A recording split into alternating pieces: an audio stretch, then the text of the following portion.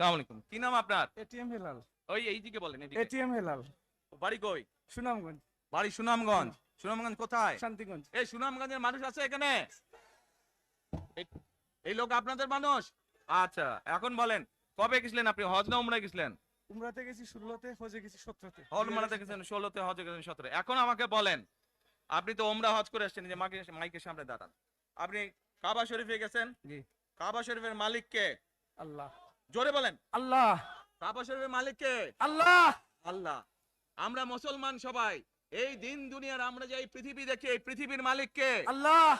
এই সূর্য নক্ষত্র যা দেখি তার মালিক কে? আল্লাহ। বেহেশতের মালিক কে? আল্লাহ। দোজখের মালিক কে? আল্লাহ।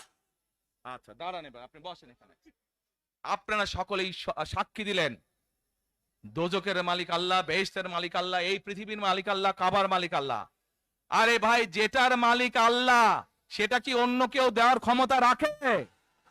রাখে না। তাহলে কি দাঁড়ালো? নির্বাচনের আগেই একটি দল এই দিব ওই দিব বলছে, টিকিট দিব বলছে না? যেটার মালিক মানুষ না, সেইটার কথা যদি সে বলে, এক শিরকি করা হচ্ছে, হচ্ছে না?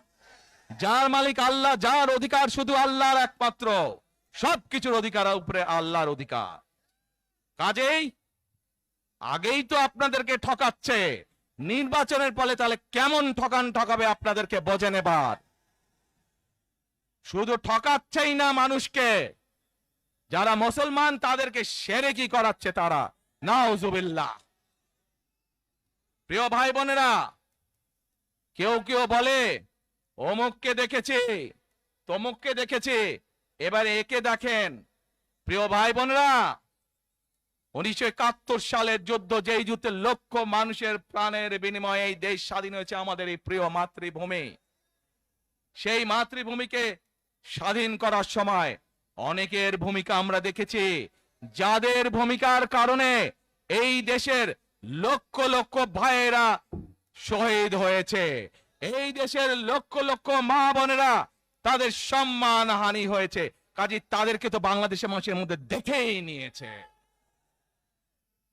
এখন প্রিয় ভাই বোনেরা, এই কুফরের বিরুদ্ধে, এই হঠকারিতার বিরুদ্ধে, এই মিথ্যার বিরুদ্ধে আমাদেরকে ঐক্যবদ্ধ হতে হবে।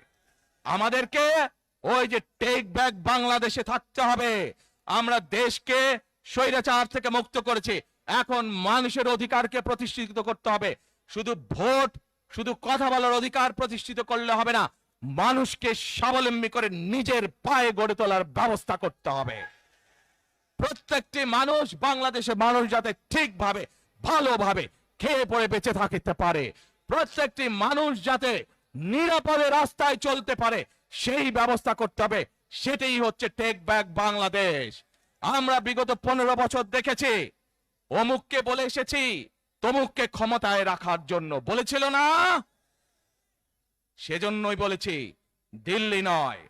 আমরা দেখেছি যারা 71 সালে ছিল তারা কাদের সাথে লাইন দিয়েছিল, যাদের কথা একটু আগে বললাম, যারা মিথ্যা কথা বলে ঠকাচ্ছে মানুষকে, আমরা দেখেছি তাদের আস্তানা কোথায়।